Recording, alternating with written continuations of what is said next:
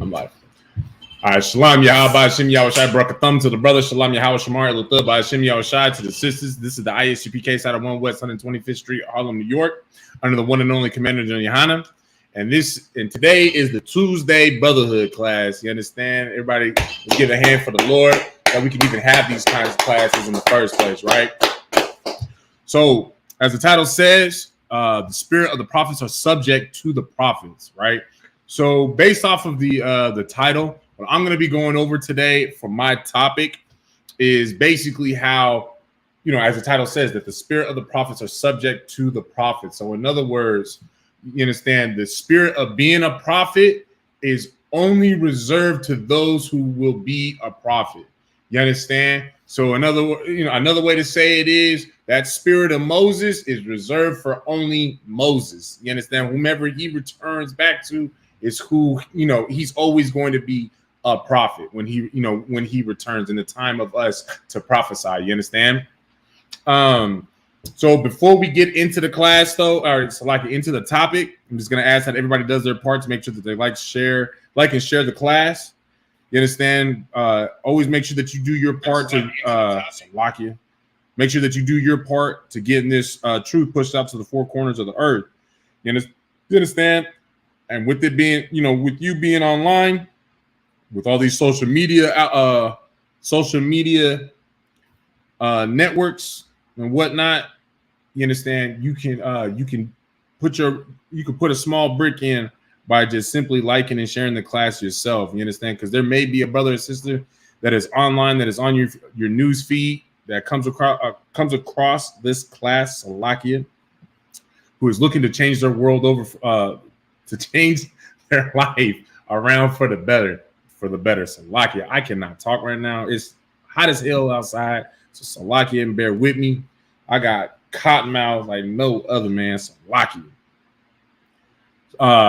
But there may be a brother or sister that is going through your news feed, comes across this class that wants to change their world for the better.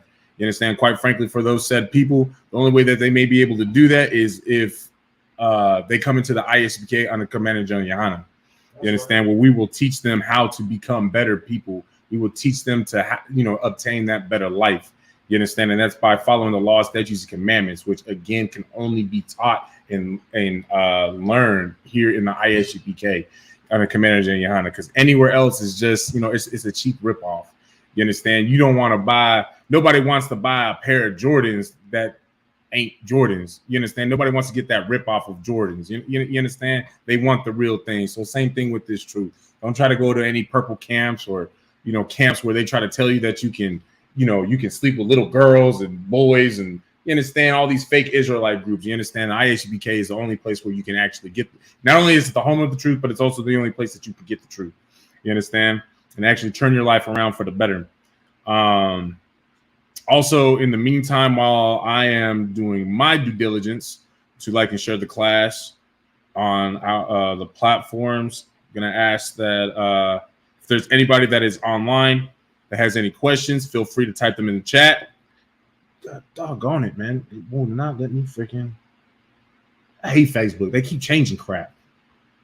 I hate technology, so like it. If there's anybody that's online that has any questions, feel free to type them in the chat. I'll do my best, to the best of my ability. I will answer them scripturally. If I'm unable to do so myself, I will write down your question and take it to a mightier man than myself to get you the answer. You understand? We're not the Christian church. You understand? We're not Christians in the worldly sense in any regards. You understand? We're not going to tell you things that just make you feel good because they sound good and this, that, and the other. You understand? We are about the truth. You understand? Just like what I believe it's the book of 1 Timothy 2:15. Go ahead and pull that for me, Baba Kasha. We prove all things. You understand? We prove all things. So if there's nobody online that has any questions, do you have any questions? All right, so you know what that means, right? All right.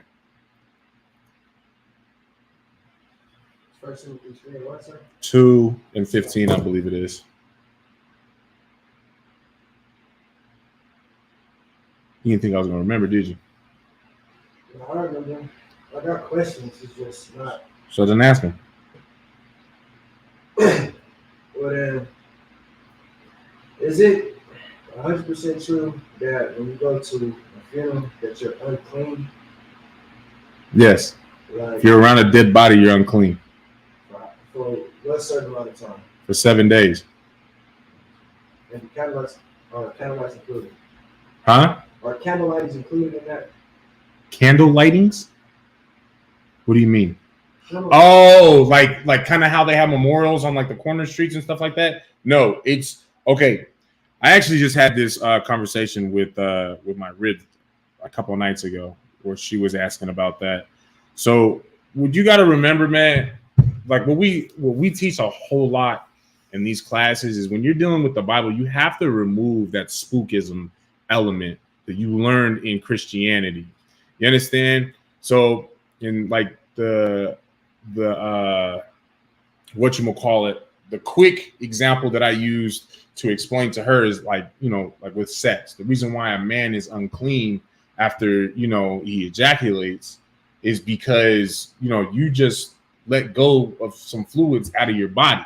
Right. You understand? So not only do you need to wash, but you need to wait until the end of the day, because let's say that you have some sort of infection in your blood system, in your body, right? Right. You might have herpes gonades, right? So you want to give that, not on top of washing, you also want that to die off. It's a brief quarantine. You understand? You're quarantining yourself so that if you do have an issue in your blood, or, in other words, you have an infection of some sort, it'll die off. So you quarantine. Then once the quarantine is over, then you can be amongst the brothers and sisters. So in other words, you're not going to spread said disease or infections, right? So now it's the same exact thing with, with your question with being around a dead body for 7 days, where there's a lot of diseases. Doggone flying, two flies in here. Some of those dead bodies may hold on to diseases that requires you to, be quarantined for 7 days. If you choose to go, bury that body, be around that dead body, sometimes it's somebody's job, it's a loved one, whatever the reason may be that you decide to be around that dead body, you have to quarantine yourself for 7 days, just in case that body had something that was infectious, whether it was airborne, whether it's, something from skin to skin contact, whatever the mode of what's the word? I want to keep saying transportation. Transmission is, you still want to quarantine for 7 days to ensure that you're not a carrier of, whatever was transmitted over to you. You understand? It's just it's a quarantine precaution. You understand? So in other words, you're marked as you're unclean as a precaution. You get what I'm saying? We're calling you, we're labeling you as unclean just in case you have something. But then once you hit that 7th day, okay, you have no symptoms. Well, all right. Well, then you're clean. You're in the clear. So now I'd ask you, let's say that you did get infected with something from being around the dead body, or you understand, let's say you infected, I don't want to say you, we'll just stick with the funeral question, right? Let's say that some way, somehow you did get an infection from the funeral, from the dead body, right, after the 7-day period. Then you're still what? You're still unclean until the issue is over. You see how that works? Just like with the, another way is explaining it is like with the woman's cycle. You understand? Like, because some women, they have like irregular cycles where they may only have their flow for like 2 days, but the law says 7 days. Is it 7 or 10? I believe it's 7 days for that as well. They have to wait a minimum of 7 days, even though that their flow was only 2 days. Just in case, we're going to play it safe with 7 days, or maybe it was 10 days. Who knows? the Bible knows. We know that. Y'all can look it up for those of y'all that are online. If y'all want to post it in the chat, I would appreciate that. Where I believe it's in the book of, is it in Deuteronomy or is it in Numbers, where it talks about when it's if a woman is on her cycle, how many days it's supposed to be that she is unclean and to be basically quarantined, right? Remove the spookism and thinking that, now I'm unclean, and if you touch me, now this evil demon ghost is going to possess you. Like, no, it's a precaution so that you don't pass anything. You understand? Like, just like I believe I'm pretty sure Commander Jeremiah did bring it out, but I heard Jeremiah bring it out with during COVID-19 about how the fact, like, the whole quarantining, the whole process of quarantining, that came from us. That's our culture. You literally read it in the Bible that you should quarantine if you have an issue. You know what I'm saying? So, yes, that is why, or yes, you are unclean for 7 days, but also that's why. It's to make sure that, nothing gets passed. You know what I'm saying? Because, there's a lot that goes on within, like, just simply the first hour when somebody dies. You know what I'm saying? Within their body, with breaking down, chemicals happen. Your body becomes explosive if you leave a body out long enough. You know that, right? You become a literal bomb because of all the gases. Your body breaks itself down. You know what I'm saying? And so all the gases build up. And like there's like they say, like in Arabia, like they tell people, don't, if you see a dead camel on the side, don't touch it. Because if you touch it, like the slightest touch, it'll blow up from all the gases breaking down. It's the same thing with us. You get what I'm saying? Because everything breaks down and turns into methane and other, you know what I'm saying? So the gases want to release. So, but you get that? I have one more. Yeah, no sweat. Psalms 90:2. So how does that correlate with John 3:16 by breakdown? John 3:16? John 3:16 breakdown? How do those two correlate? Like, what's the connection? Get the other Bible and Apocrypha out of the camp book bag. It should be back over yonder in the rear. So the Psalms chapter 9. What was it? 90 verse 2. Chapter 90 and verse 2.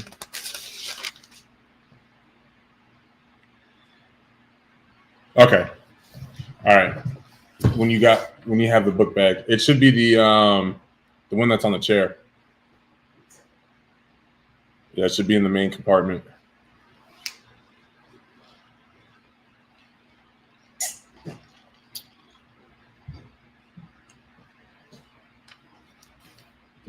Now, I didn't even touch my solo cup yet. Ooh, that's smooth. So I like it. That's delicious. Probably nutritious. Oh.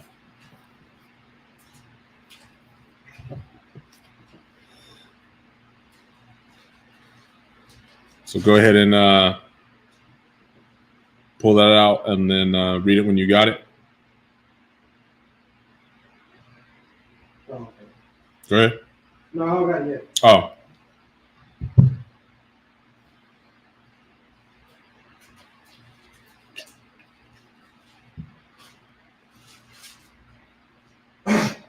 This is the book of Psalms, chapter 90, verse 2. Uh-huh.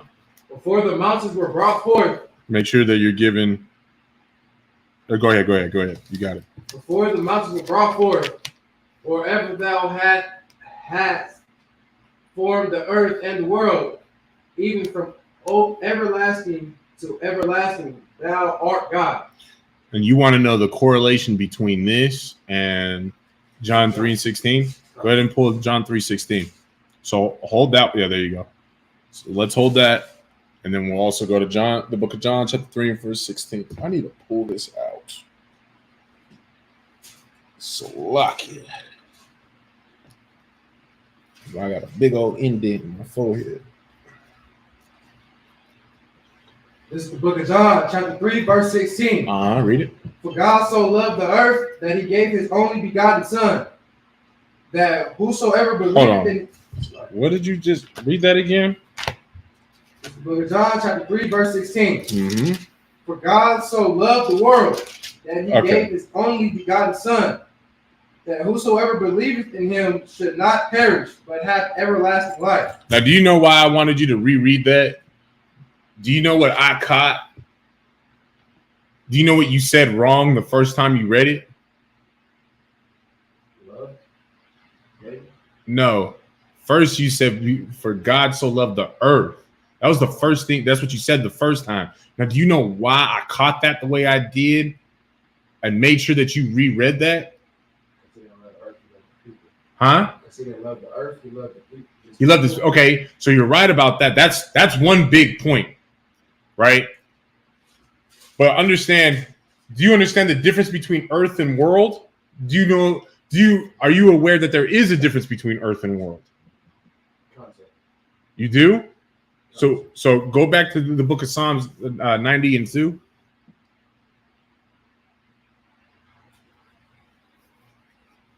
This is the book of Psalms, chapter 90, verse 2. Uh-huh.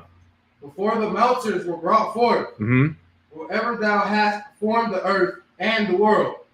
Okay, so stop right there, right? Before even the mountains were created, right? Before anything was created, including the earth and the world. What's the difference between the earth and the world? The world would be the people, and the earth is the foundation that people are on. No.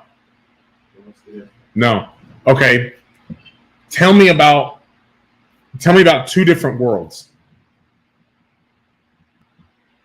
that exist, not like on some Avatar Pandora shit, right? Tell me about two different worlds that exist. Edomites and Hebrew Israelites. Okay, what do you mean? Like those are two different. Like you're right, but what do you mean? There's two different types of people. Okay. Okay. So what's one way that we would also say that though? Because you said Edomite. Okay, sure, I'll take that. You're right. But what do we usually say though? Black people and white people? No, it's the white man's world. Oh, that's it. You know what I'm saying? Like we know that this is, as you actually said, this is Esau's world right now. This is Esau's kingdom. This is his age, his society. Right. You understand? That's what world means. Of course, you can use world in the context of, the entire earth, but we're breaking down the Bible right now, right? Right. Why would the Bible, if earth and world meant the same thing, why is it that there are mentions of the earth, but when it's talking about the earth, it's talking about the entire planet versus the world, you understand, is when you read it, it's only it's set in the context of just as you said, the Israelites' world. Right. You understand? So can you tell me now the correlation between the book of Psalms 90 and 2 and John 3:16?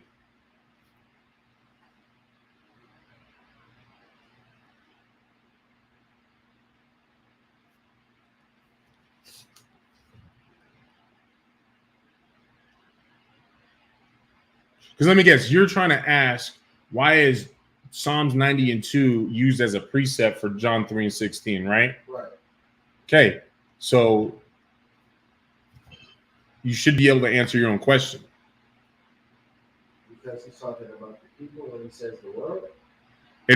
So in which one? What are you referring to? He says the both. He says what in both? This one he brings up. In what one? Remember, I'm a dumb Christian. I'm asking you questions. In Psalm 90 and 2, he brings up the fact that earth and the world are basically two different things. Okay. And that the world is the people, is the different people for lack of. So in Psalms 90 and 2, it just goes in to say that the Most High has been God even before the creation of the mountains, the clouds, the heavens, earth, and the worlds. Before all of these things were created, the Most High God was God. He was the Most High. Right. Right? We understand that. Right. So then you go into John 3:16. It says, "For he so loved the world that he gave his only begotten Son." You understand? So it didn't say for he so loved the earth, he so loved the world. Now go to the beginning of John 3:1.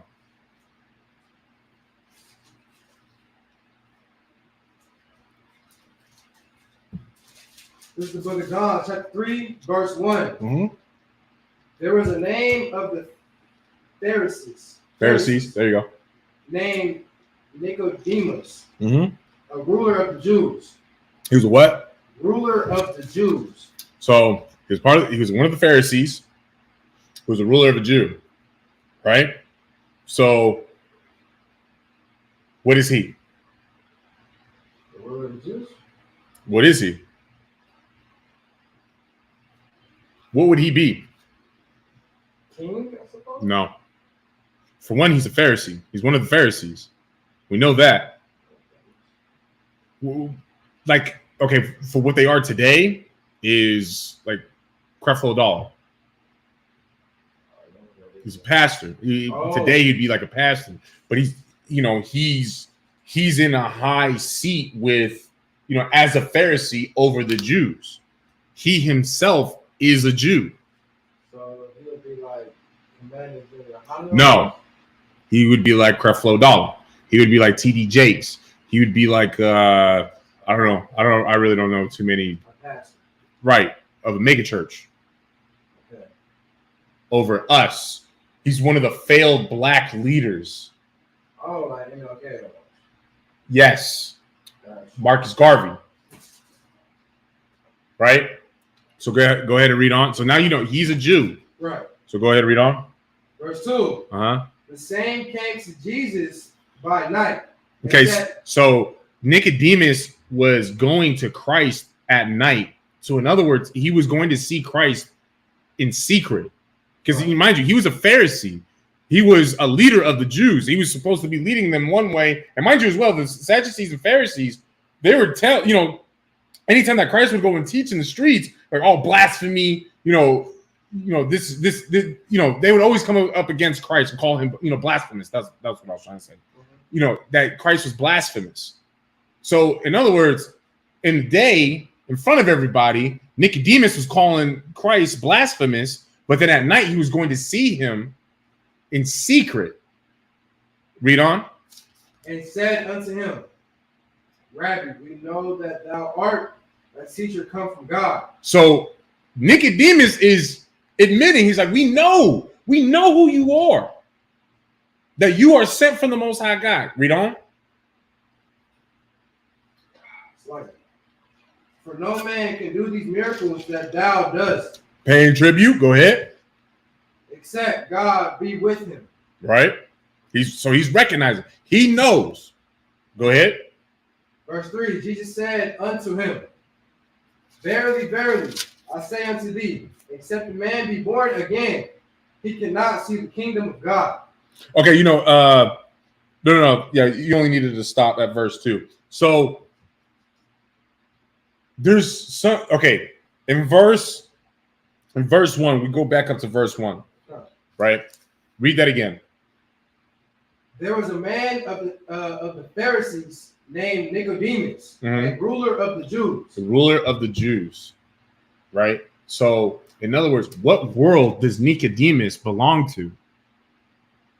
So he's a Pharisee, he's a Jew, and he's a ruler of you'd be called like a ruler of the Jews. He's a leader of the Jews. Right. What world does he belong to?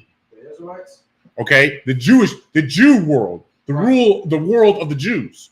Now read John 3:16. This is the book of John, chapter 3, verse 16. For God so loved the world that he gave his only. So for God so loved the world. What world is he referring to? The world of the Jews. The world of the Jews.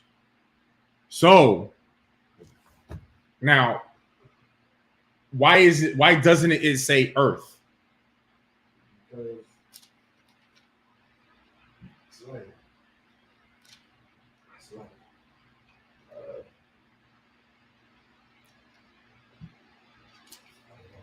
I don't know why it doesn't say that. Go to Amos 3:1. New Testament. I mean, it's like Old Testament.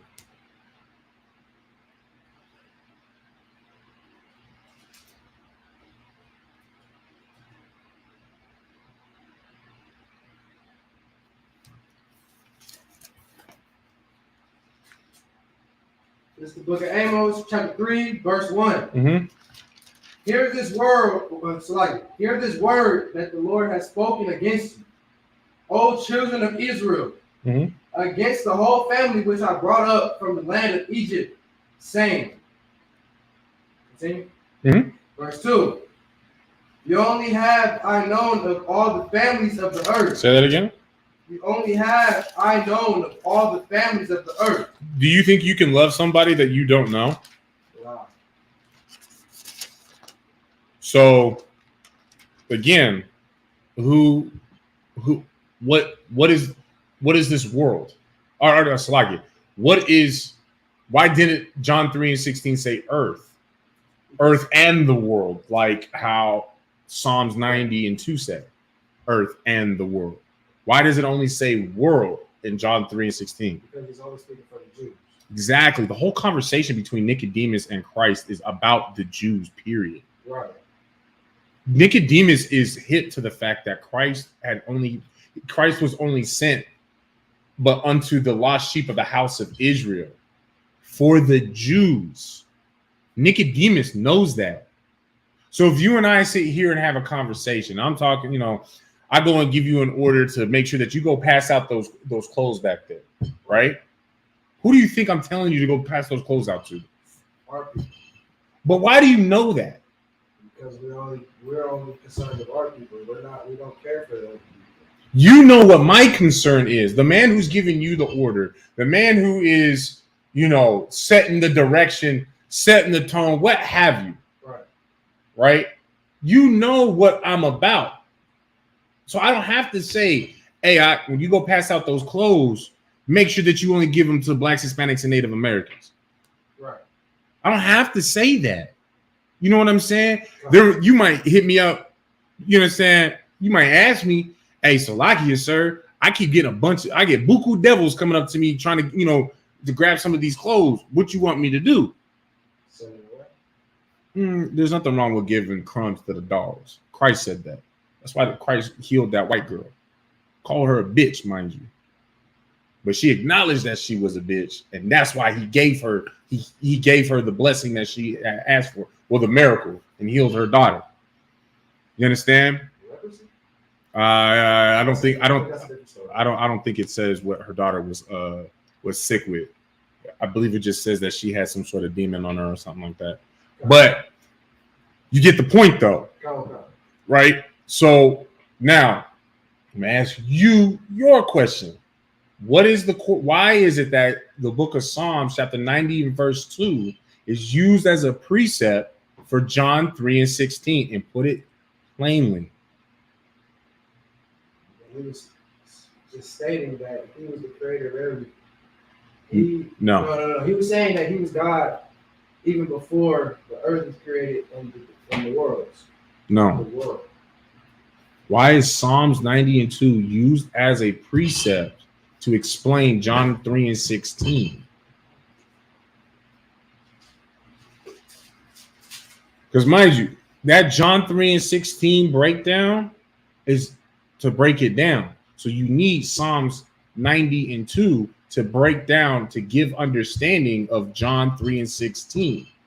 So what is the understanding that Psalms 90:2 gives you to shed light on John 3:16?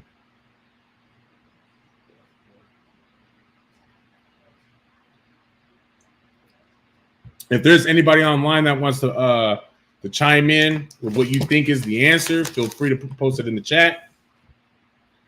You understand?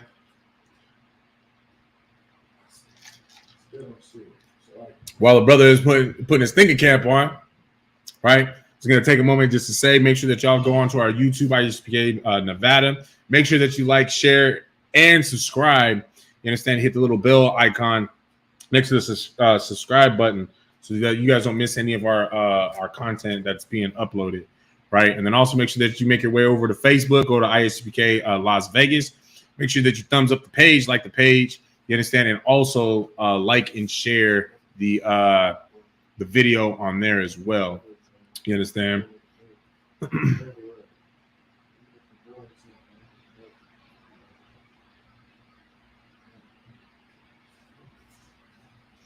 gonna help you out. What is in Psalms 90 and 2 that is not in John 3 and 16? So, what is Psalms 90 and 2 shedding light on to help explain John 3 and 16? There's a difference between the earth and the world. Give yourself a hand. That's exactly it. There's a difference between earth and world, because Christians like to say that John 3 and 16, see, God loves the whole world. Okay, bet. You want to say that? Well, goofy, we go to Psalms 90 and 2, precept upon precept, line upon line, word for word, right? Here a little, there a little, salaki, not word for word. But you understand? Well, why is there a difference between earth and world here, but here it chooses world? That's also why I say go to Amos 3 and 2. Right. Because there it says earth. And in fact, when it says earth, it says that he doesn't know any other families on the face of the earth. Right. But in John 3 and 16, it says, for he loved the world. Well, now we have to gain an understanding of what world is. Right. Which is Earth. an age or society, culture. You get what I'm saying? The Roman world, the American world, the white man's world, the black man's world, the Mexican. You understand? There's different worlds. You get what I'm saying? Right. And in fact, they all coexist to some extent. They overlap, right? So do you understand now? All right. I know you do, because you gave me the answer. Good job. You got any more questions? Lots. All right. No sweat. All right. So now we're going to go ahead and get into the topic. Right, we're going to start at the book of Jeremiah, chapter 1 and verse 5. The book of Jeremiah, chapter 1 and verse 5. All right. So like I said, the today's topic is to go in on, how, I'm basically going to be explaining to you guys how the spirit of a prophet is subject to only the prophets. So in other words, we come back. You understand? If you are a priest and prophet of the Lord today, you was a priest and prophet of the Lord back then. 1 and 5, Jeremiah 1 and 5. You understand? If you were someone who dropped their sword, left the truth back then, you're going to do it again in this life. You understand? And in fact, I'm going to shed light on that. We're going to talk about that from the scripture. You understand how the IUIC and GOCC and all those other fake Israelite camps, how they left the truth, how they broke off from Moses, how they went to prophesy on the streets against Christ and did their own thing. You understand? It's in the scripture. You understand? Them having their own little fake groups and whatnot. It's in the scriptures. You understand? Not only is it prophesied, but it was, it was foretold. It's not only foretold, but it happened before. You understand? So let's go ahead and read that when you got it, Baba Kishai. This is the book of Jeremiah, chapter 1, verse 5. Mm-hmm. Before I formed thee in the belly, I knew thee. Uh-huh. And before thou camest forth out of the womb, I sacrificed thee. Sanctified, Salaki. Mm-hmm. And I ordained thee a prophet unto the nations. You understand? So this is the Most High God saying, man, before you were even formed in the belly, before you were even conceived, you understand? I already knew you.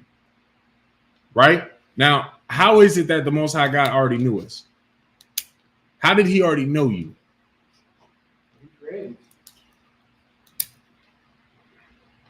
Yeah.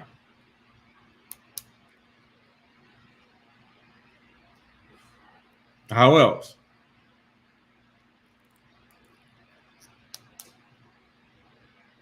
That's a simple way to put it. Because we were here before. Oh yeah. Think about always look. Especially in these classes, if you feel like I'm struggling a little bit with the question, always revert back to what the title is, what the main subject, the main topic is of the class.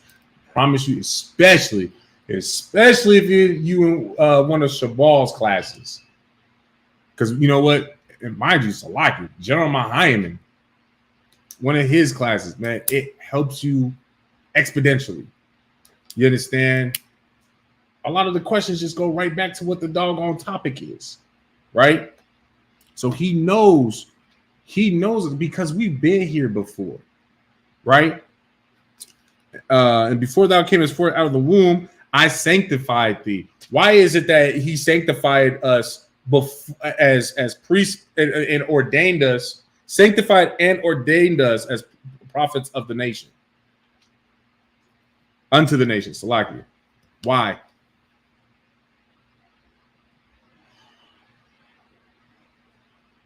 Because we're already here before. Okay, so if you're already here before, then why would you be sanctified as a priest and prophet unto the Lord before? That was your life then. Who are you now before you're even born? You don't even have your personality yet. You haven't even opened your eyes yet, taking your first breath of air. Like, who the hell are you? He knows who you are. Okay. He knows who you can become. Okay.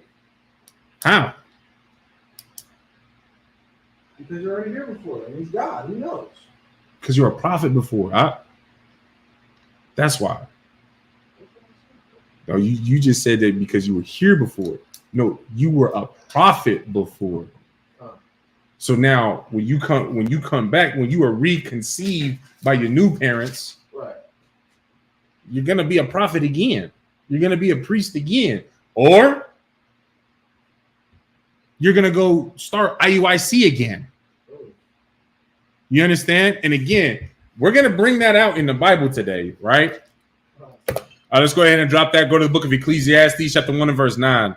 Book of Ecclesiastes, chapter 1 and verse 9. I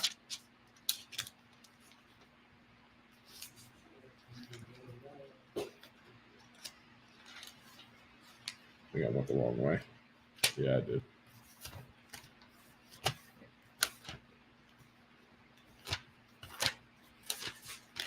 Nope, went the wrong way again. There it is.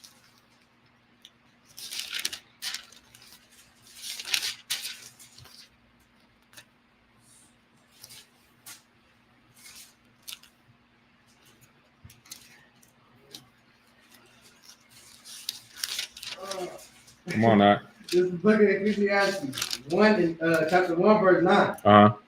It says, the thing that hath been. The thing that hath been, right? What's that saying? The thing that hath been, what's that mean? Something that's been before. All right. The thing that hath been. It is that which shall be. What's that mean? It means it's going to continue to be it. Okay. Say that plainly. So who you are before, so you're going to continue to be. Is that necessarily talking about just the person, though? Or thing. Whatever it was before is what it's going to continue to be. So is it going to look and sound the same exact way as the first time? No. Can you give me an example? Aside from a person? A baby monkey. It was born a monkey, is going to continue to be a monkey forever. No, I'm not taking that one. Think of something that was invented, that was created by our hands. Phones. Okay, let me hear it. It started off as a way for people to communicate from one place to another without seeing each other in person. And since then, it's just evolved. Now we do other things. So that's an evolutionary thing, an evolutionary tract for our age. Okay. But where would you place the phone during the biblical times? Okay. But you can. Maybe. So look, they actually find vases today from ancient Egypt where they're spun a certain way and the insides have like particular designs, like almost like a vinyl, like a vinyl recording, right? Where you can record your voice inside of these vases, and you can send a message. The first voice recording was during ancient Egypt, that we know of at least. But yeah, I'm not. We could talk about it, but I'm not completely like, oh, I know the sciences of it and this, that, and the other. I'm just aware of something like that, right. Or even motion pictures. You know what I'm saying? Like these things were, we had motion pictures back in ancient Egypt as well. Right. You know what I'm saying? The only difference is they use the moonlight, usually they use the moonlight to do it, but yeah, we had movies then too. It was just different. Same, but different, but still same. For those of you guys that have ever seen that movie. But anyways, you understand? So go ahead and read on. And that which is done is that which shall be done. So, and that which is done is that which shall be done. Break that down. That which is done. Okay, so think about the first verse. The thing that hath been is that which shall be, right? So we've had phones back then. We got phones today. It just look different. Right. So then now it's and that which is done is that which shall be done. The way it was done then, it could be done now.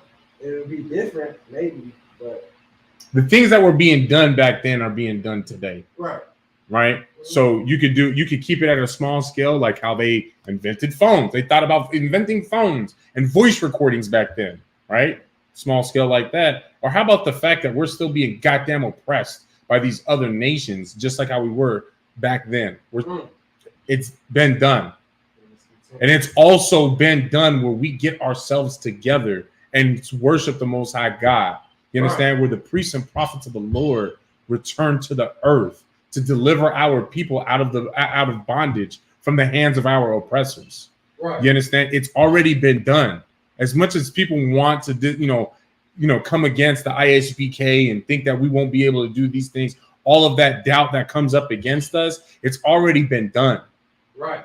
You understand? And we know that as the priests and prophets of the Lord, because we are familiar with this Bible. You understand? Go ahead and finish that out. Okay. And there is no new thing under the sun. So there's no new thing under the sun. There's nothing. What is the new? What is no new thing under the sun? What does that encompass? Everything. Everything. Exactly. There's not a single thing. There's not a single particle, single atom, piece of matter on the face of this earth that is underneath the sun that is new. It's all repeated time and time again. Matter of fact, we'll just read this just really quick, right? Go up to verse 6, read verse 6 and 7. Just read it straight through. This is the book of Ecclesiastes, chapter 6, chapter 1. No, this is Ecclesiastes. Ecclesiastes. There you go. Chapter 1, verse 6 and 7. Uh-huh. The wind goeth toward the south, and turneth about unto the north. Uh-huh. It whirled about continually, and the wind returneth according again. Wait, read that again. No, sir. And the wind what? And the wind goeth toward the south, and turned about unto the north. It whirled about continually, and the wind returneth again according to its circuits. So, I know I said just read it straight through, but so explain that. What did that just say? Basically, it's infinite. It's forever. It's going to continue doing the same thing. It's like infinity signs. It's the same winds over and over and over again. It's never a new gust of wind. Well, yeah, it's never like a new gust of moving air. It's the same bit of moving air from thousands of years ago that's just continually following a circuit. You understand? Read verse 7. All the rivers run into the sea. Yet the sea is not full. Unto the place from whence the rivers come. Thither what? Thither they return again. Break that down. What's the word thither mean? Slide. Continue, slide. It's kind of like saying they will. Okay. Like saying like there they will. Like over there, like thither they're gonna return. Thither they will return. You get what I'm saying? Like kind of how I say yonder sometimes. Oh, but yonder concept. I understand. Same. Different. Still different, but still same. So break that down. There's nothing, like it says later on in, what is that, 8, I believe? Wait. No. Are you talking about 9? Concept 9, that's what I meant. Okay. It's continuous. It's the same. There's nothing new.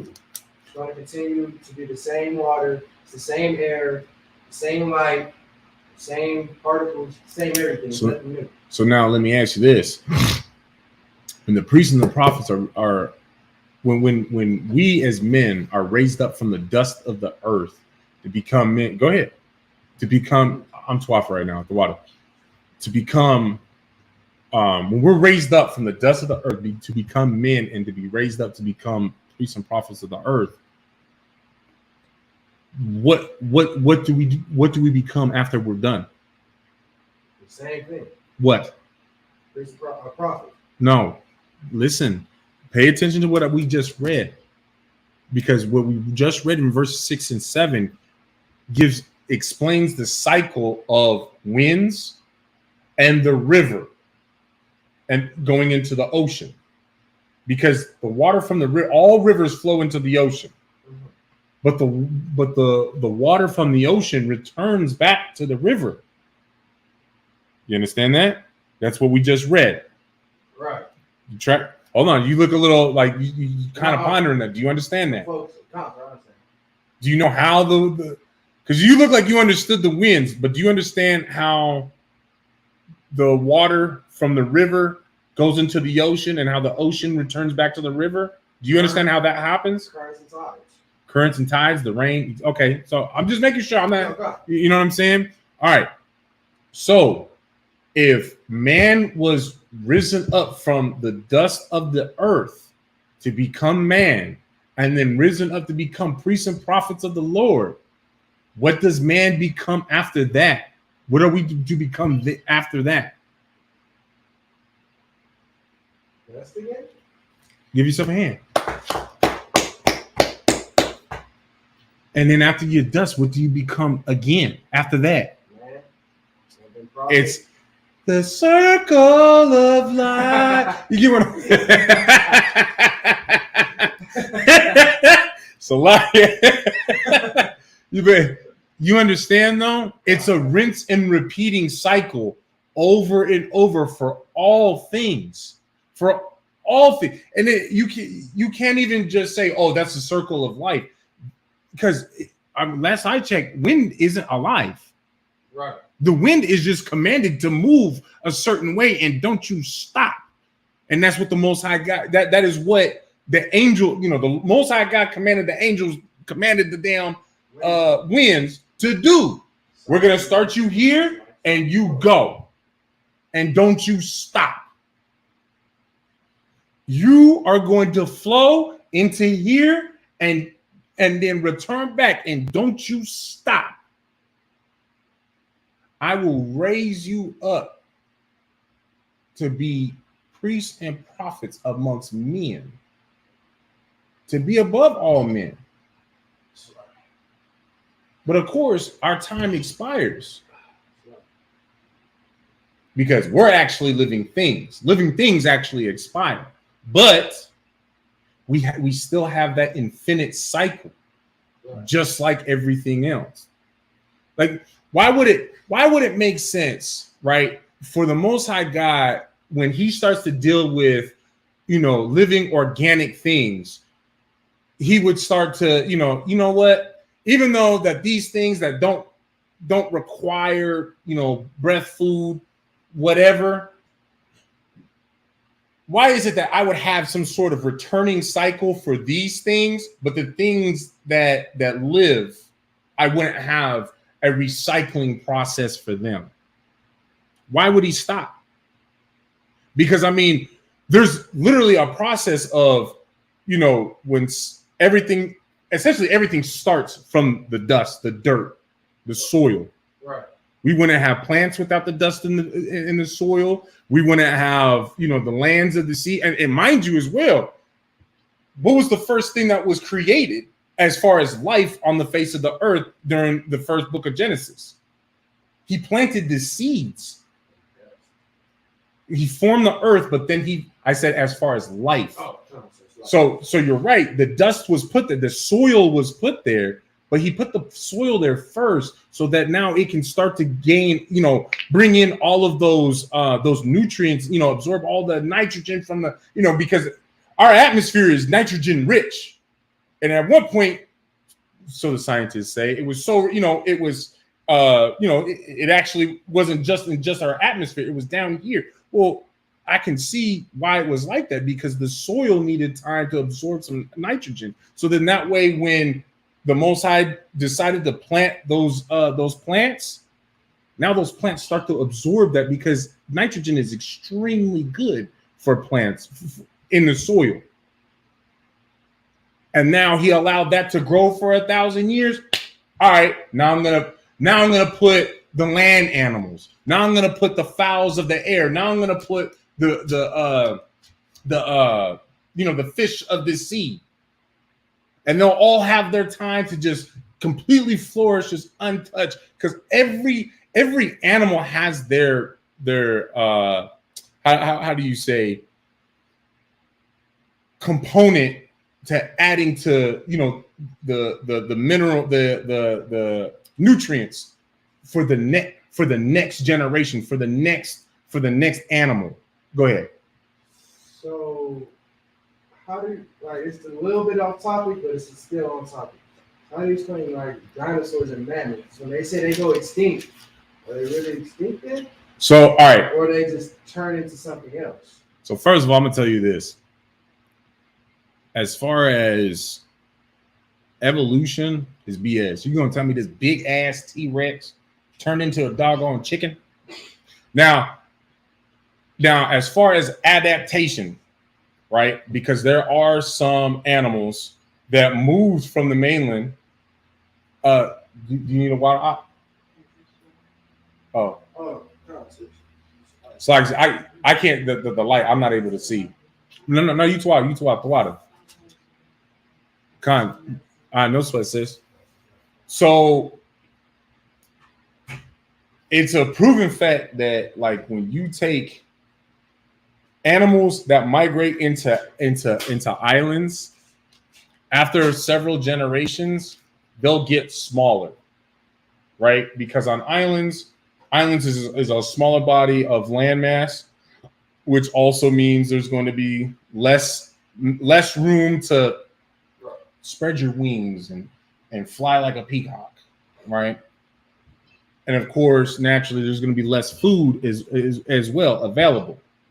Right. So because of that, there was elephants that migrated, elephants and and I believe giraffes as well, or maybe it was horse. It was a type of horse that migrated into this island, and after X amount of time, they became smaller, and that's where you get those really small ponies from. They come from there, and those pygmy elephants, they come from that island, and because of course you grow based off of your food supply in your space. Right. You know what I'm saying? Did you know that fish they don't have a cap as to how big they can grow? It's entirely based off of their container and food supply. Right. So a megalodon can come back essentially, but when you got freaking orcas being the assholes of the sea, keeping you from, you get what I'm saying? Right. So, that evolutionary crap is nonsense. As far as, because this is technically two different answers. You've got the T-Rex. When you have dinosaurs, right? These big ass reptilians. My understanding about dinosaurs is, first of all, those came from the Romans and the Greeks. The whole concept of them, and that's also where their mythological creatures came from in the first place, because they were digging up these bones, but the problem was that they didn't know how to put them together. So sometimes they would put things together and it would be like three dinosaurs that died. We're not going to say dinosaurs. We're going to say just three creatures died next to each other, and they didn't know how to decipher them from one another. And so they just said, all right, F it. We're just going to have it as three heads, 6 legs, but one body, and these extra bones, who gives a damn? Like, that's just extra shit. Maybe it just ate something. Like, no, really. And that's how you got Cerebrius, the three-headed dog of hell. You know what I'm talking about? Hades, right. Three-headed dog. Yeah. That's actually where that came from. Is they put that together. That, like, what is it? A 2-headed or 3-headed pterodactyl that breathes fire or something like that came from the Greeks and the Romans digging them up. They just didn't know how to put it together. You get what I'm saying? So, like, as far as like the concept of dinosaurs, I'm kind of here and there with it. You know what I mean? Like, I understand why there's fake bones here and real bones there, and like, but that's a conversation for another day, for another time. We can talk about that after class if you want to. But as far as mammoths were hunted into extinction. Then the Neanderthals, or the so-called white man, he hunted them into extinction because the white man doesn't have limits. He doesn't understand, to only kill for what only kill necessarily. Not, he only understands kill. You get what I'm saying? Because what's the comparison with like a so-called Native American man and woman? What are our Gadite brothers and sisters understand? When they killed a buffalo, when they killed anything, not a single portion of that animal went to waste. Right. It was either food, clothing, jewelry, tools, whatever they can use. It was put to use. Right. That animal did not die in vain. You get what I'm saying? That's right. So, your original question, like where do those come from? I mean, it's kind of sort of two different things, but ultimately every living creature's death and life serves a purpose for something coming after it, and also what's living amongst it as well, because we all coexist to nurture each other, essentially. You understand? Like, that's why our brotherhood is so doggone important, because you can keep me alive just off of brotherhood alone. Right. Do you understand that? How? How do you keep me alive, me as a person alive, off of brotherhood alone? My understanding, I could feed you, clothes, housing. If you need to talk, you might be exactly some type of way. Exactly. You know what I mean? Exactly. Give yourself a hand. Exactly. You understand? So, living amongst my brothers and amongst my sisters keeps me alive. We all keep each other alive. But in time, we do return to that dust for something else to nourish off of our flesh. You get what I'm saying? Go ahead. This is a quick one. This is like a yes no. Go ahead. But like, is that the reason why you're not supposed to cremate? You're supposed to bury? Is that the reason why? Okay, this is my speculation. This is my own speculation. I think so. Is that the one West? Is that what we teach? No. was always. And I'm saying no off of the fact that I don't know. Right. So that's actually a good question. Where did I put my dog on? Oh, there it is. That's a good question that I've actually had before. I just haven't asked it. But, you know, now I got to ask it because somebody asked me and I don't have the answer.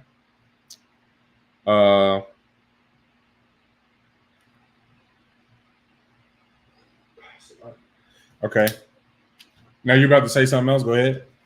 Oh no, I was just asking because I was like being like growing up. I always heard never just cremate people because they don't get to really pass on and all this other extra nonsense. Not like that, but yeah, they don't get to pass on or whatnot. And you're supposed to bury them, and it's supposed to like keep it, make them at peace before they leave off or whatnot. No, right. So I didn't, but now that we talk about that, you know, it brought up that it kind of. No, that's a good question. You know? No, that's an excellent question. Like I said, I've already kind of pondered that, but just never asked. Got to it, right? But now I gotta ask. So the water for that, you know, making me do work. Anyways, I was messing. All right, so where were we at? Ecclesiastes. 1 and 6 or 7. All right, so we understand that, right? Concept.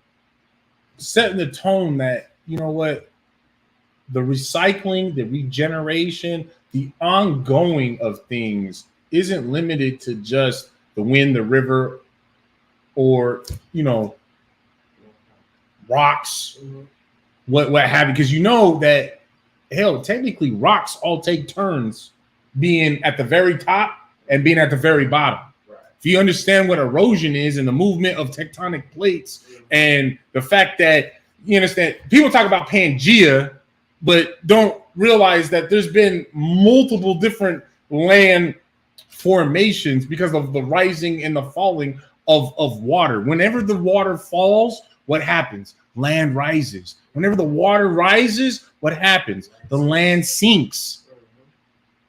Which, you understand? That's why they find, you know, roads and shit like that in the bottom of the sea. Of course. There was a great flood.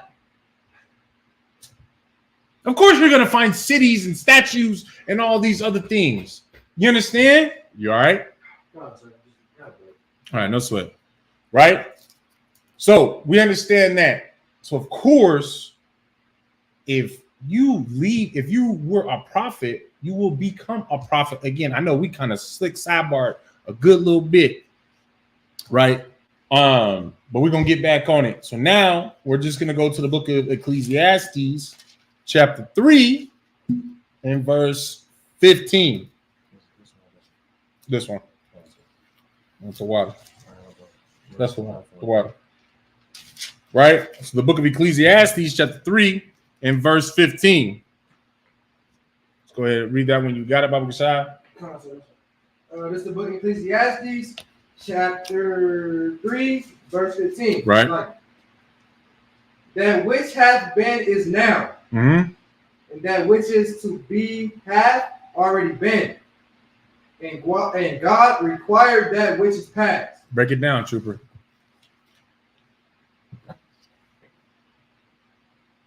Look at it. Whatever has been already will be now, and whatever is now has been already. Okay. God says so. Okay. Oh, because God says so? And that's just what we do. God required which is past. I kind of don't understand that last one. No sweat. No sweat. And God requireth which is past. What do you think he requires that's from the past? For it to come to the future as well, for it to continue. So, okay. The law, statutes, and commandments remain required forever. Right. Right? Mm-hmm. Law, statutes, and commandments are forever. So who keeps that law? Who enforces, who teaches, who guides with the law, statutes, and commandments? Us. Who's us? The Israelites. Okay. All of them? Not all of them. So everybody's a priest and prophet. ISUPK is. Huh? ISUPK. Okay, the ISUPK is. Okay, you're right. Mm-hmm. So everybody in the ISUPK is a priest and prophet? Wow. Who are the priests and prophets of the ISUPK then? The prophets. Okay, who are the prophets? Because just because a brother is following the law, statutes, commandments, and is under the banner of the ISUPK and following the law, statutes, commandments, he's a priest and prophet of the Lord. Wow. Because you're following the law, statutes, and commandments, you're the priest and prophet of the Lord. Was Job a priest and prophet of the Lord? It said that Job was an upright and righteous man. Right. But who did he go and prophesy to? His whole story was centralized to his homestead. How he would, make sacrifices for his children. He, sacrifices for his wife. Oh, yeah. You understand? And then, of course, it came time to where he was being punished. And what is, his wife was saying, just curse the Lord so all this could be done. I don't know that story like that, so that's new. No sweat. I encourage you, read the book of Job. Matter of fact, we have some verses coming out of the book of Job if we have time to get to them. So, but was Job a priest and prophet of the Lord? Wow.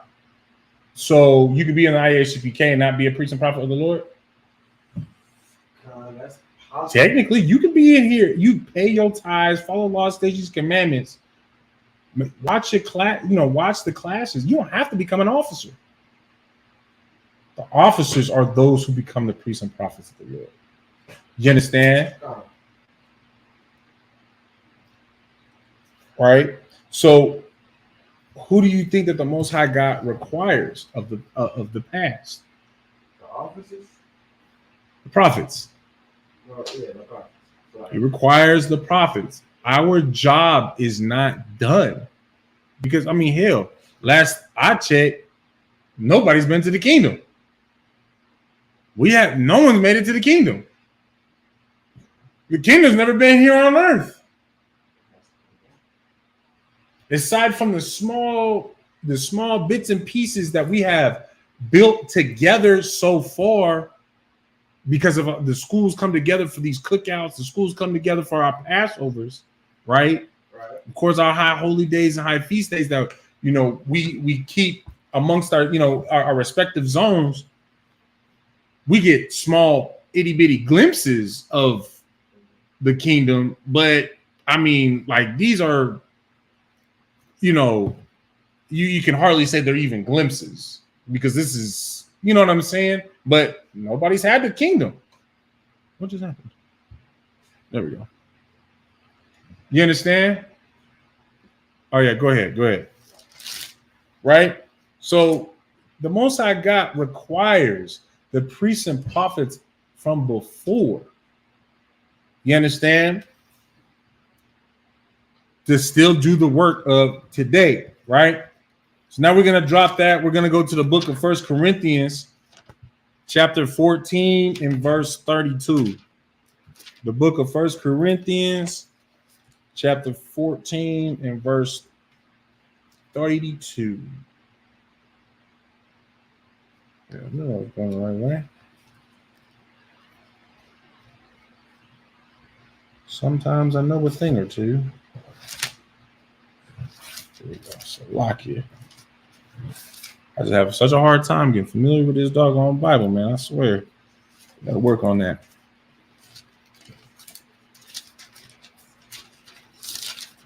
Got the tabs and everything, but it's just weird. I don't know what it is. All right. So this is the book of 1 Corinthians, chapter 14 and verse 32. And the spirits of the prophets are subject to the prophets, right? Just like what the title says. And of course, it's only fitting for me to bring out this verse in the first place. We're just, we're reiterating the fact that, you understand, not only are the priests and prophets going to return, but the priests and prophets will always be the priests and prophets of the Lord. You get what I'm saying? 32.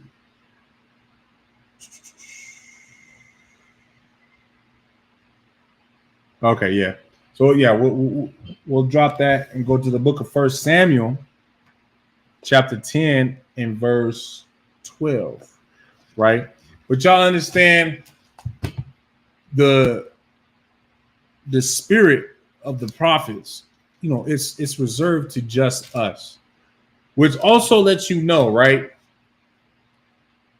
that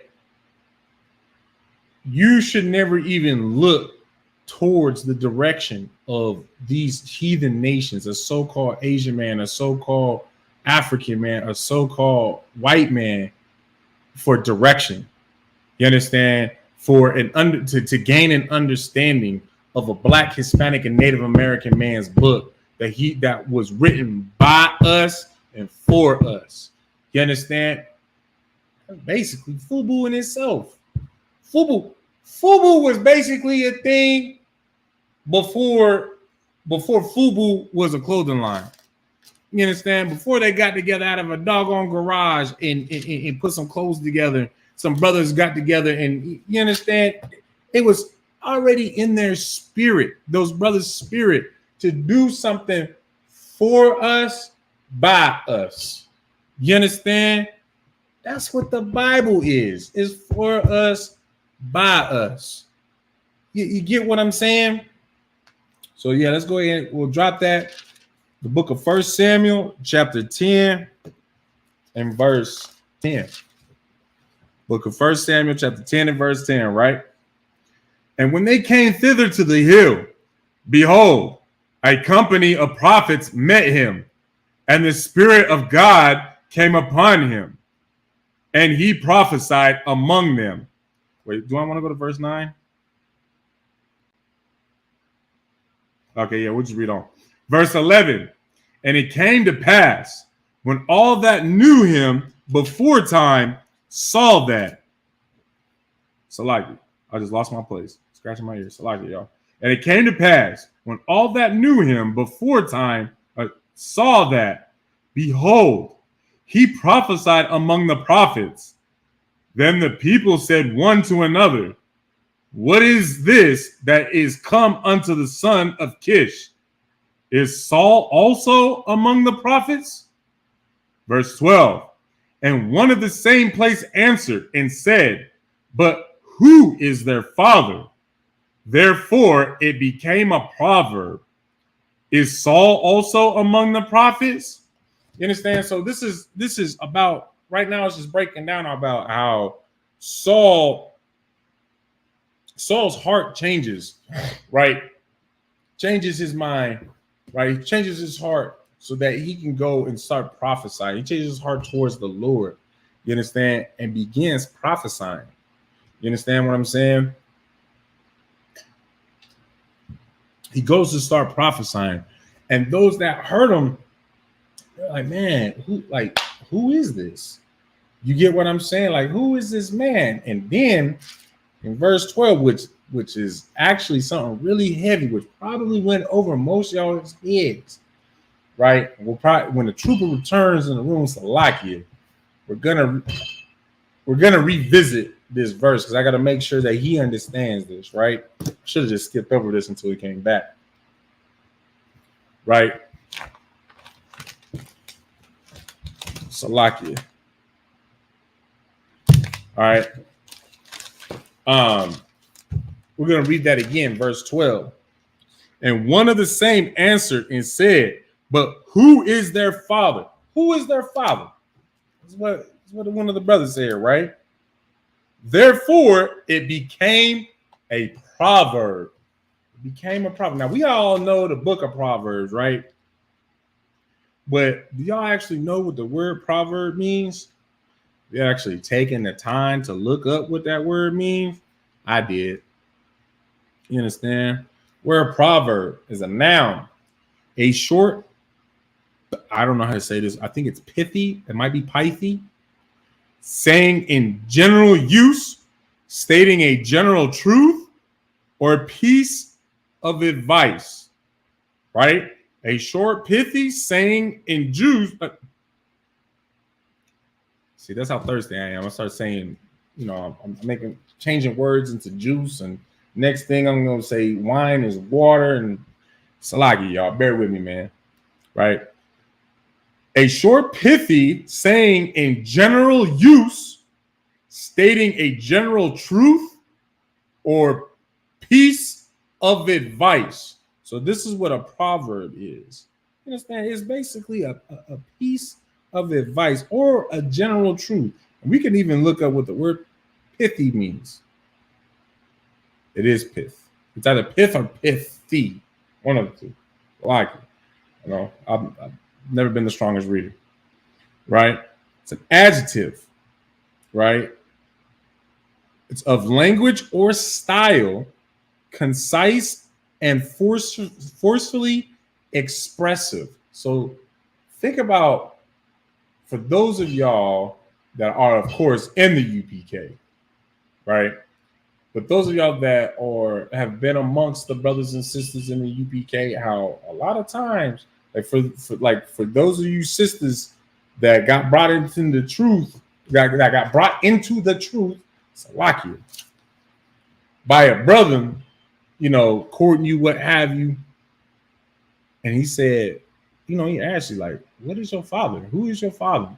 You understand? That's a proverb. Y'all got to understand that. That is, you know, that's a proverb from, you know, that's how you know that's one West. A brother is showing signs of being one West off the strength that it's that he understands it's a wise thing to inquire about one's father before dealing with you.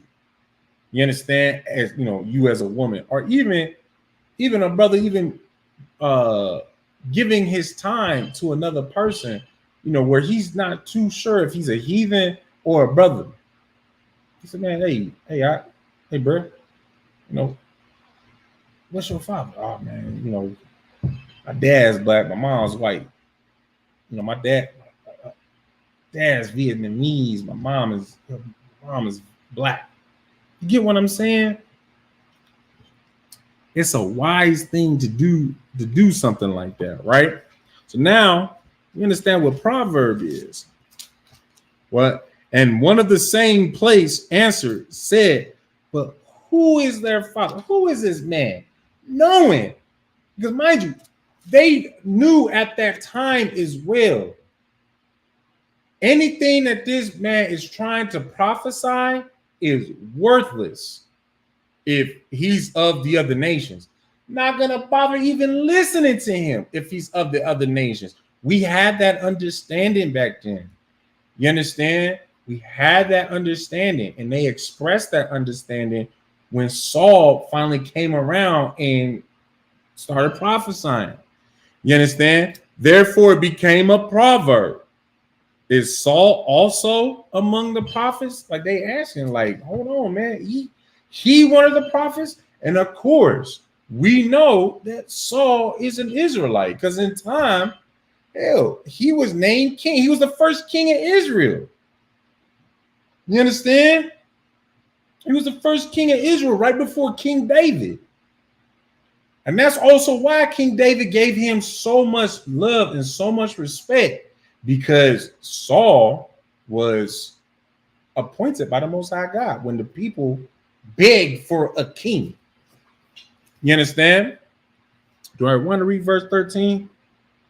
No, I don't. All right. So now we're going to drop that. Like I said, we are going to revisit that. Might have to just break that down to the brother later, actually, because I don't want to take away from y'all learning, for those of y'all that, you know what I'm saying. Now we're going to drop that, go to the book of Job, chapter 32 and verse 8. The book of Job, chapter 32 and verse 8. All right. Job 32. I was tripping.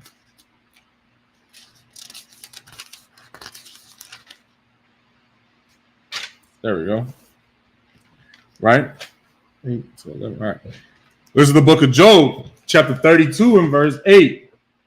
But there is a spirit in man, and the inspiration of the Almighty giveth them understanding. Verse 9. Great men are not always wise, neither do the aged understand judgment, right? I'm going to read this all the way through to verse 11, and then we're going to break it down, right? Verse 10, therefore I said, hearken to me. I also will show mine opinion. Behold, I waited for your words. I gave ear to your reasons. Whilst ye searched out what to say, right? Now let's break this down. All right, verse 8. But there is a spirit in man. Plain as day. There's spirit in man, right? There's a spirit in all of us, right? And the inspiration of the Almighty giveth them understanding. Now, it's only through the Most High God inspiring our spirits, inspiring us, that we go and get that we're even able to receive understanding. You understand? Like, I'll use myself for example, right? Just like any other Christian, and of course we use Christian as an umbrella term for anyone that's not in the truth, right? Because I wasn't going to church and all that, but I sure as hell had a Christian understanding of the Bible, right? You know, I was agnostic before coming into the truth, you know. So I had a Christian understanding of the Bible, but yet I did have that itch to get the truth of, you know, the Bible, or not of the Bible, the truth of God, right? Because, you know, I had my thoughts of the Bible, I had my thoughts about the Quran. I had, you know, the only thing I wanted to even entertain was any type of philosophy, right? That was the only thing I even wanted to like really entertain, was a non-religious philosophy, almost to the point of like I'd mess with you know, learn a little bit from Buddhism, learn a little bit from Confucius. You know what I'm saying? Just because of the fact that like it was non-religious based, right? Because, you know, organized religion is, you know, especially from a Christian standpoint, who is conscious of the corruptiveness, you know, organized religion is distasteful. I didn't want to get involved with it, right? So, of course, I had my events, right? You know, I had my deployments in Afghanistan and whatnot, right? Things happen, and of course, you know, I wanted, you know, it drove me to want, you know, desiring an understanding of God, and of course, because of that, you know, it pushed me into learning about the UPK, and of course, I was so hungry for the knowledge, kept pushing to learn, kept coming to eat, basically, kept coming to receive the milk. You understand? So that I can understand the truth of the Lord, the truth of all things, essentially is what becomes of it, right? So where is this? We're still at 8, right? The book of Job, chapter 32 and verse 8. Right? So, and it's only because of the inspiration of the Almighty, ultimately, is why I was even able to get that understanding. The Lord put that spirit on me. None of it was me. You know, what my slave name used, you know, my name used to be my slave name, right? It was the Lord who had that inspiration on me in the first place. You understand? Because like we started off with, you know, it's like what the title says, the spirit of the prophets are subject to the prophets. You understand what I'm saying? So it was in my spirit to come back home in the first place. The Lord wanted me to come back home in the first place because I came home before. Y'all understand? All these priests and prophets of the Lord that y'all see in the ISUPK, same thing applies, right? Now we're going to verse 9. And then verse 9, great men are not always wise, Neither do the aged understand judgment. Great men are not always wise. What is that saying? Great men ain't always wise, right? Just because you know what I'm saying. Elon Musk. You think Elon Musk is white? Matter of fact, perfect example. Just because, like, I would love to have a sit down with this brother and just like really pick his brain in person, because like even though that he's an astrophysicist and on some accounts, like yeah, way smarter than me. I'll give him, give him credit. But a lot of his philosophy and the things that he says to try to trip up, people who believe in the Bible and in religion and God, it contradicts everything with science, and that's Neil deGrasse Tyson, right? I'm sure he's way more knowledgeable than me in physics and all sorts of course. That's why he's got a PhD, right? I believe he's got a PhD. I believe he's a doctor. But anyways, you get what I'm saying? I would love to have a discussion with him on, on these types of things where, it's my ground versus what, he believes in, because I've heard him just loosely talk, right? And just because you have that PhD and you're well known and great in your field and you're great amongst the people, because I mean, hell, almost everybody knows Neil deGrasse Tyson, right? Had that Netflix series, what was it called, Into the Universe or whatever. I love that series. Slick. Not even going front. I see you. Not even going front. You know what I'm saying? But I strongly believe that not only just the ISUPK under Commander General Yohana can, make a fool out of him, this so-called great man, but I think I personally can do it.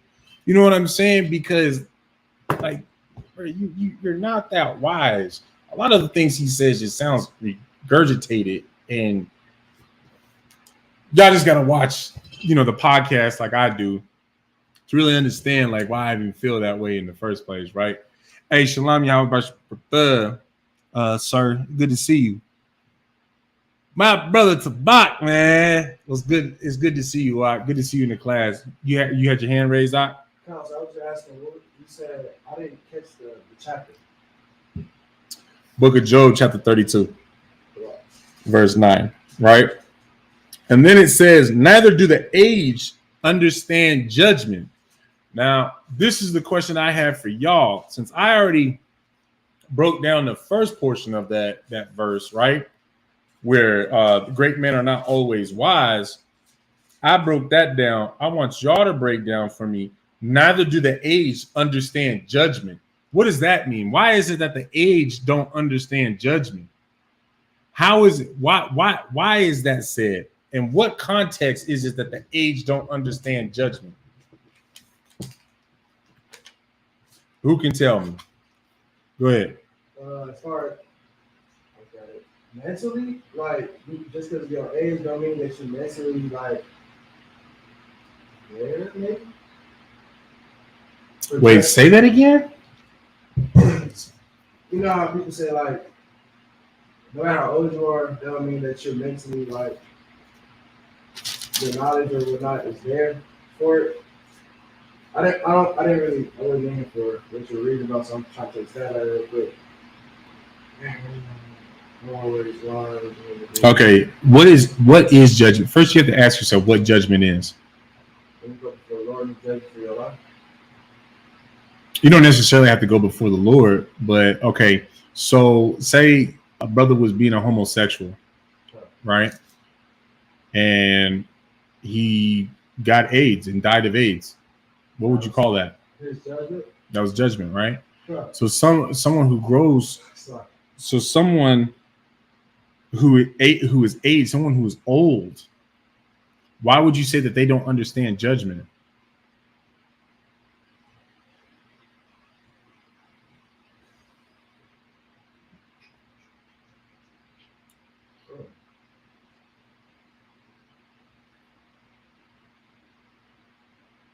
Because they grew old and they lived through things that they probably shouldn't have. Okay. Can you give me more? Like you're like damn near saying it.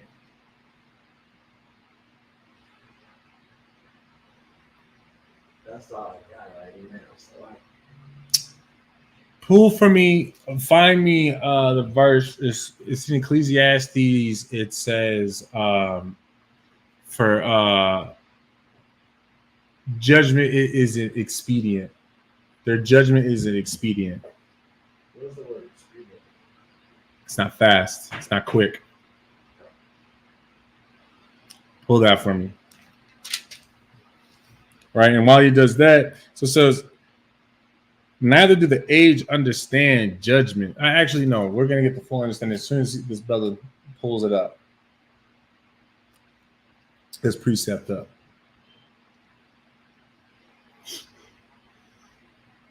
Ecclesiastes 8 and 11. Mm-hmm.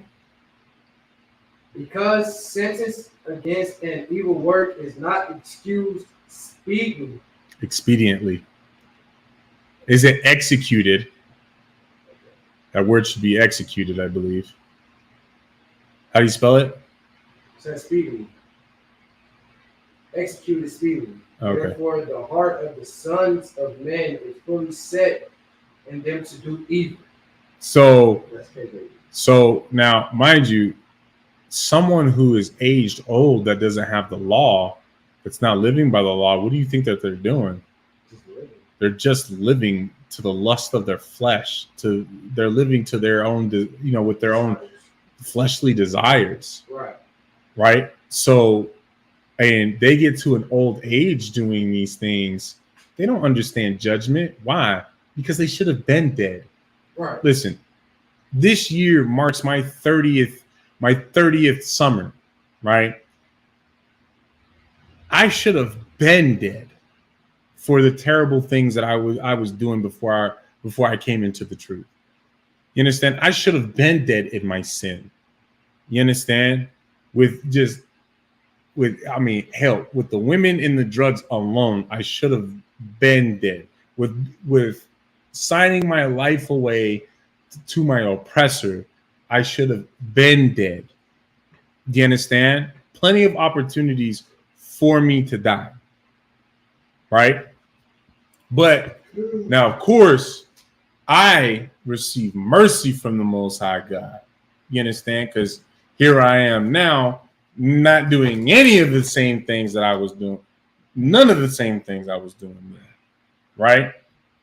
But those that are old, waxing in age, right, that are old, that,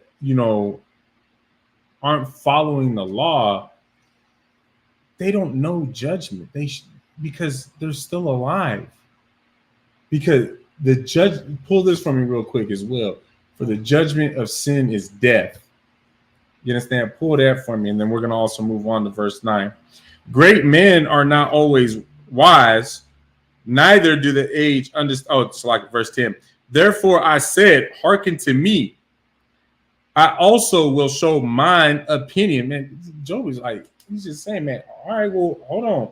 Well, listen to me, and I'll let you know my point of view in all these matters, right? Verse 11. Behold, I waited for your words.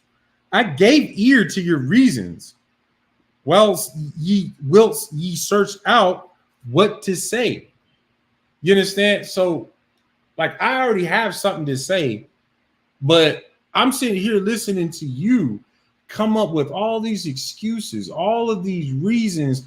You understand? All of the, you're trying to think what the hell you're going to say as to why you are doing things, why things should be like this. And of course, these are things of man, but Job is also letting you know that, you know what? My opinion is aligned with the Lord's. You get what I'm saying? What I'm about, I see you. What I'm about is the same with the Most High God. I'm just going to reiterate what he has to say, because this is something that persists forever and cannot be refuted. You understand what man is going to say, and this is also part of why I brought up Neil deGrasse Tyson in the first place. Science, astrophysics, physics, period. You understand? These things are going to change tomorrow because you know what? Today they changed from yesterday. I pray that y'all understand what I mean when I say that. That tomorrow their sciences will be different from what they are today, because today they had rewritten them from what they were yesterday. They have a new understanding today from yesterday. You understand what I'm saying? Take, for example, a prime example. Do y'all know that according to the laws and maths of physics, that bumblebees ain't supposed to fly? Y'all know that? But guess what? Guess what bumblebees do? Fly. They fly. They fly. They fly. They fly. They fly out. How do you explain that? How do you explain that? You understand? Now, tomorrow, as a scientist, you might be able to explain it. But today, and all them days before, you couldn't. And of course, once they crack the code of physics, that how and why a bumblebee is able to fly, now they have to basically rewrite all of their physics, all of their physics books, because now those equations have to fit with what applies here. Because just like what everybody says, numbers don't lie. So if your physics numbers don't align and make sense of what the bumblebee is able to do, guess what that says about all your other physics? You're lying. Isn't it funny how we were supposed to have like 1,000 different big ass world shattering, world extinction asteroids within the last 10 or 15 years? But we're still right. Yeah, I'm still here. I'm still here. Right? That's right. Because you know what? You know what that math is that keeps being wrong? That's astrophysics. That's physics for you. In other words, it's BS. It's wrong. But you know what you can be right in? You don't even have to be the best reader. You don't have to be the best at understanding ideology and religion or people or math. You don't have to be good at it. Math. You don't have to be good at any of these. You just have to be good at shutting the hell up and listening to those that do have an understanding. That's right. And you could be good, Black, Hispanic, and Native American man, at serving the Most High God. Because there's only one thing that you have to learn to do. Trooper, can you tell me what that is? The one thing that you have to learn to do to be successful under the Most High God. Following His law, statutes, and commandments. Simpler than that. Simply abiding by the laws of the Bible. Okay, you basically just said the same thing in a different way. I can't put it any simpler than that, sir. It's life. Obedience. You can just learn. You learn to be obedient, no matter how dumb you are, how ugly you are, how tall, short, fat, skinny. I got the fat side covered, so you understand. We good on the fatness out here in Vegas, right? But you get what I'm saying? It doesn't matter what you lack or are great at. You understand? If you are great in being obedient to the Most High God, I mean, hell, that's all that matters. Right. You get what I'm saying? And you being obedient to the Most High God now, it'll let you know who you was yesterday. And you can set yourself up for the rewards of tomorrow. That's why I'm here in ISUPK. You understand?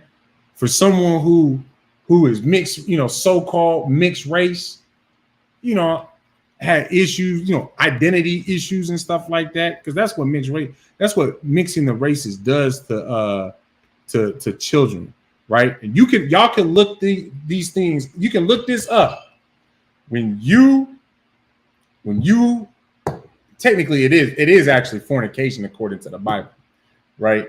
When you lay down with a woman of another nation or a man of another nation, what it does to the children is it creates identity issues.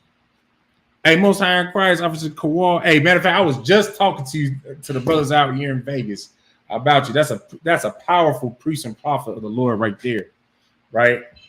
Matter of fact, just a quick shout out to the brother. That's the brother, out there in North Carolina who brought me into the school, right? I went, he's the one who showed me about this school, right? But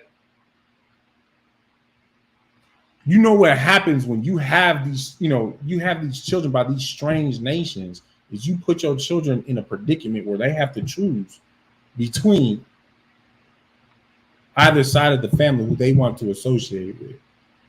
And of course, it's a confusing thing because it's not like they want to love their mother any less or their father any less. It's just the simplicity of them not knowing what people they belong to. And of course, being in this world, you understand, where people try to tell you, oh, I'm half this and I'm half that. These two halves make me whole. Well, it makes no sense. You can't be two people. You do have to choose one at the end of the day. You understand? So now, of course, these types of topics, these types of things, this type of confusion is the confusion that man creates. Someone like Neil deGrasse Tyson creates and what he follows, what he pushes on the people. You understand?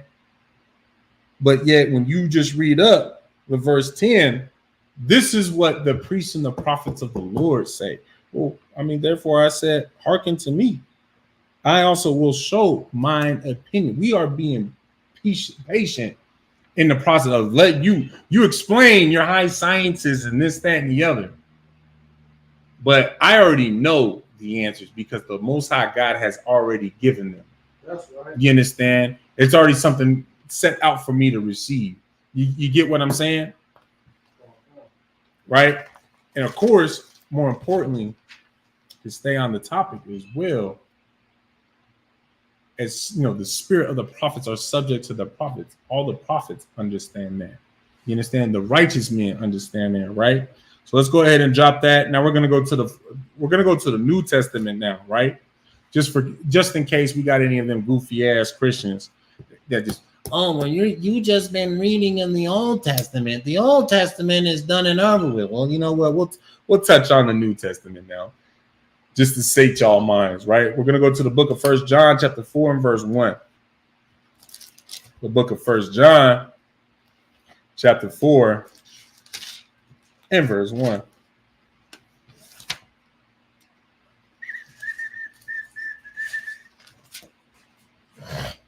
This is the book of 1 John, chapter 4, verse 1. Uh-huh. Beloved, believe not every spirit, but try the spirits whether they are of God, because many false prophets are gone out into the world. See, now I'm going to start explaining to y'all that, just because somebody puts on, that front that they are a priest and prophet, come up to you with, just this whole game, this whole rhetoric on how they have the truth and this, that, and the other. Read that again from the top. Beloved, believe not every spirit. Yeah, don't go believe in every spirit. You understand? Why? Go ahead. But try the spirits whether they are of God. So try them, test them, make them prove themselves. Don't be so quick to just believe anybody and everybody.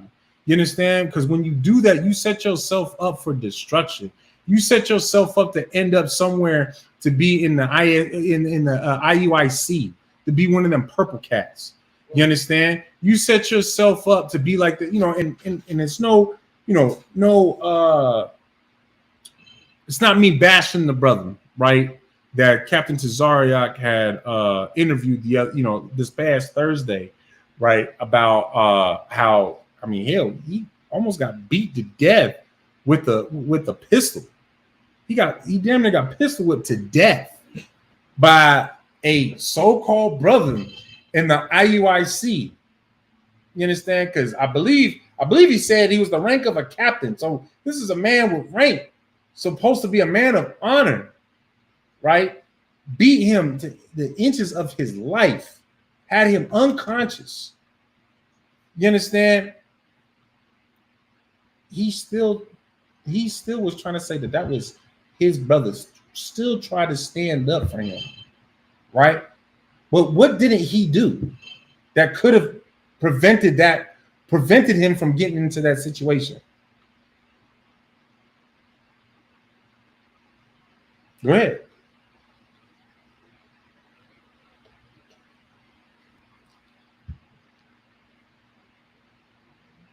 He could have tried his spirit. Like it says, right what we just read.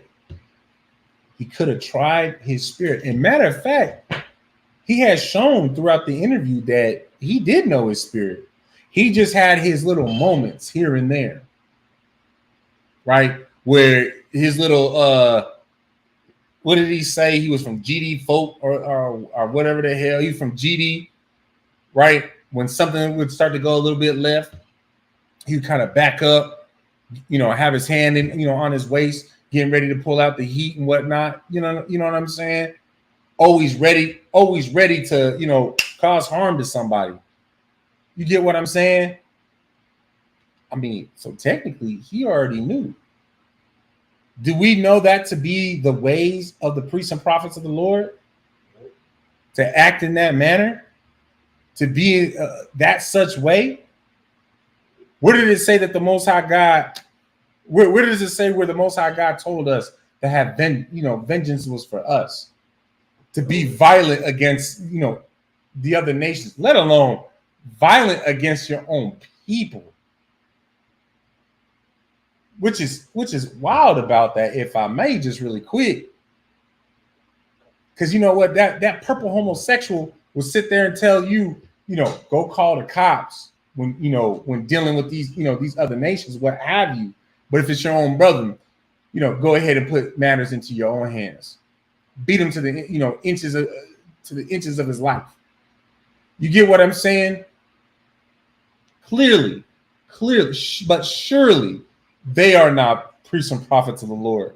Of course, obviously, now this is the part of the topic where we're going to start getting into, you understand, where the Bible exposes, these fake Israelite groups, especially, right now, because the hot topic is, them purple homosexuals, right? Those purple alternative lifestyle people, right? So go ahead and read that again from the top.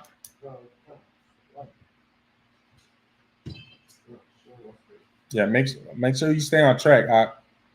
It's the first book of John, chapter 4, verse 1. Mm-hmm. Beloved, believe not every spirit, but try the spirits whether they are of God. Mm-hmm. Because many false prophets are gone out into the world. So there's many false prophets out there.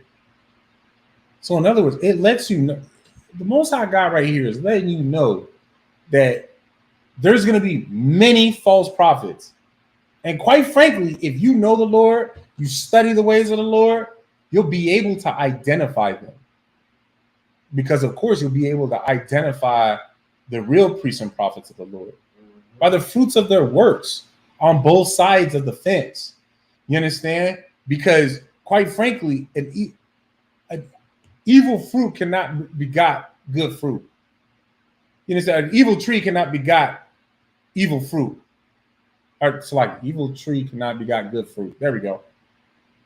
You get what I'm saying? I pray that y'all do, right? So now we're going to drop that. We're going to go to the book of Deuteronomy, chapter 13, verse 1. Book of Deuteronomy, chapter 13 and verse 1. Oh, whoops.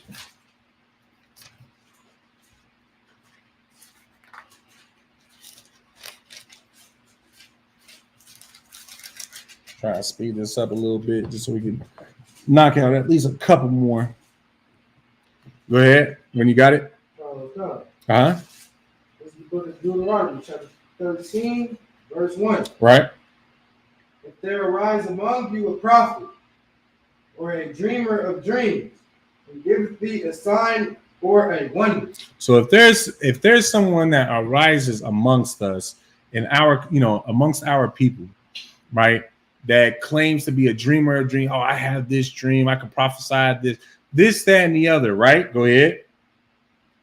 And the signs of the wonder come to pass, whereof he spake unto thee, saying, let's go after other gods, which thou hast not known, and let us serve them. Right. So, and mind you, his dreams and his signs and whatnot are basically on some, I'm gonna, this is gonna happen on this day, time, what have you, or in due time.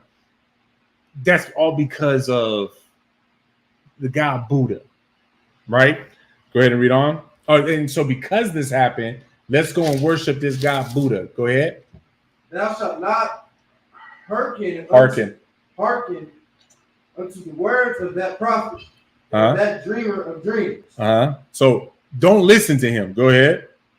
For the Lord your God proveth you, right? Yeah, proveth you to know whether ye love the Lord your God with all your heart and with all your soul. So in other words, the Most High God is going to prove whether or not you love him with all your heart and with all your soul.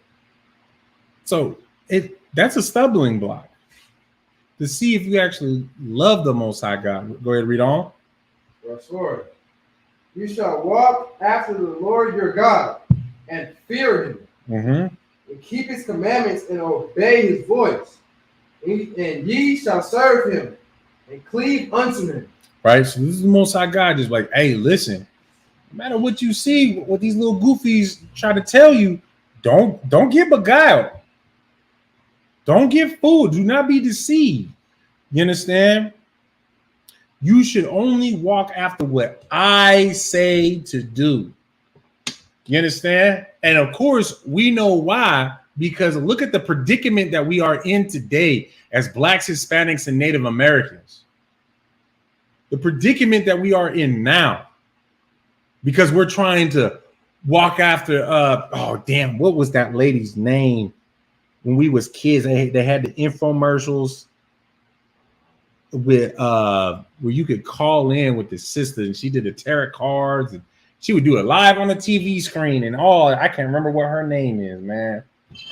But you know what I'm saying? Because we wanted to follow after that crap. We want to follow after TD Jakes and Creflo Dollar. You understand? We want to follow after all of these other nations because they show one little thing. Or one of our brothers and sisters said, oh, no, I saw this. They said this is going to happen. If this happens, then surely their God is real. You understand? Surely their God is a living God, a God for us to follow after. You understand? That's why we're in this predicament now. Oppressed beneath everyone else when we are supposed to be above all the other nations of the face of the earth. You understand? Go ahead and read on. And that prophet or that dreamer of dreams shall be put to death. Shall be what? Put to death. Man, kill that shit. Salaki, go ahead. Because he has spoken to turn you away from the Lord your God. Now, listen, the consequence of even someone trying to turn you away from the Most High God is death.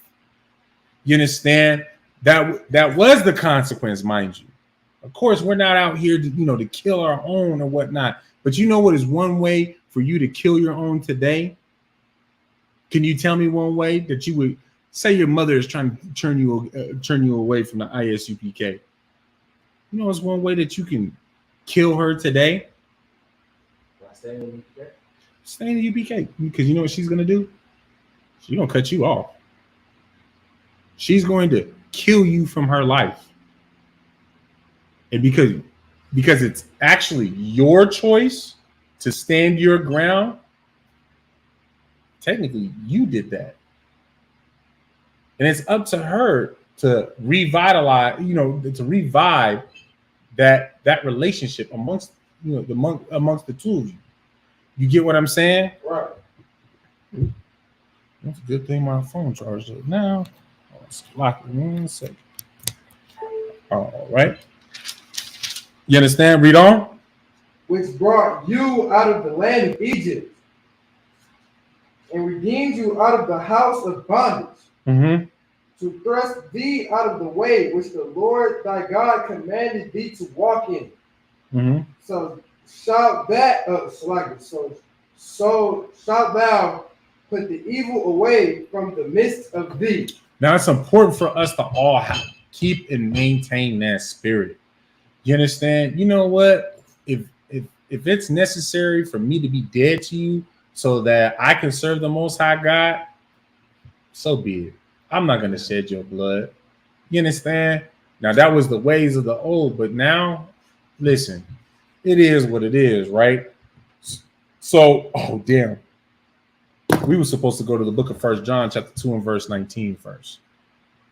Oh, wait. No. What did we just read?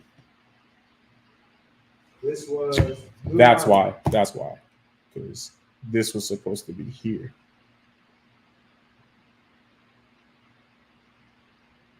I messed up. Okay. Well, no sweat. So this is where we'll start, Lord allow, next week. Hopefully I don't have no more issues with my doggone homework. Keep me from teaching my class, right? So, but you understand?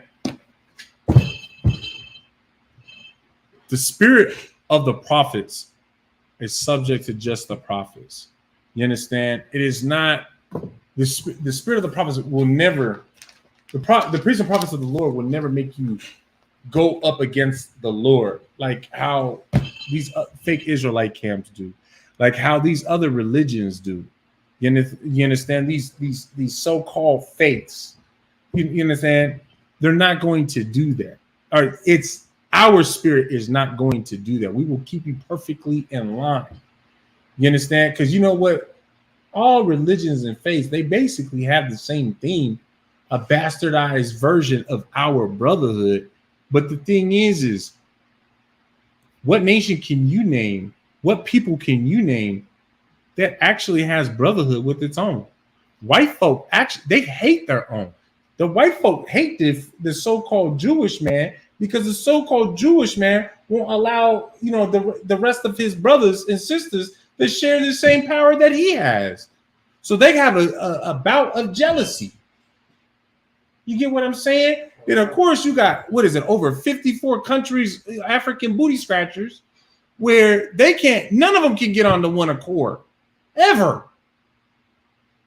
You get what I'm saying? And Asians, Asians oppress the hell out of their own. Not that I care about any of that.